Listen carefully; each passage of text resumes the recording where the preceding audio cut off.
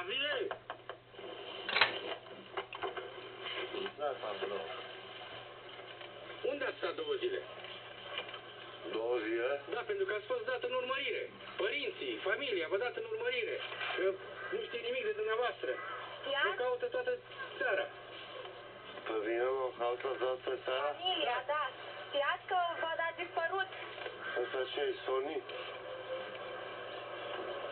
Mereu ne sună când plecam în cursă sau unde sunt sau sora mea ce faci. Am băut o țară, da? De ce? Așa mi-a venit mie și nu...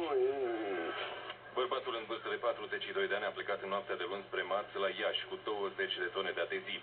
A doua zi și-a sunat mama, după care n-a mai răspuns la telefon. Speriate, rudele și colegii au dat alarma, iar polițiștii din Brașov și Iași au început să-l caute. În fine, dacă m-a dat dispărut, care e problema mea? Că eu n-am fugit de acasă. De jur împrejurul tirului Zac aruncase mai multe cutii de bere. Polițiștii cred că domnul Gavrilă le-a golit pe toate. Suntem de la poliție și v-am lăsat scris pe bilețel pe cine să căutați. Da? Și sunteți oameni corecți. Sigur că da. Când vă reveniți să ne sunați? Domnule, tot respectul din partea mea. Raluca Alexandru ne spune deznodământul acestui caz bizar. Bună seara, Raluca!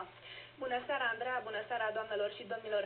Polițiștii au găsit tirul în apropierea depozitului din Iași, unde trebuia să descarce marfa. Șoferul dormea buștean în cabina care mirosea puternic a băutură. Polițiștii i-au luat cheile din contact, ca să fie siguri că bărbatul nu pleacă la drum așa băut cum e. Când se va trezi, i-a așteptat la secție să și le recupereze. Familia bărbatului a răsuflat ușurată când a aflat că acesta a scăpat teafăr și nevătămat. Șefii lui nu sunt însă la fel de bucuroși. Au decis deja să-l concedieze. Atât de la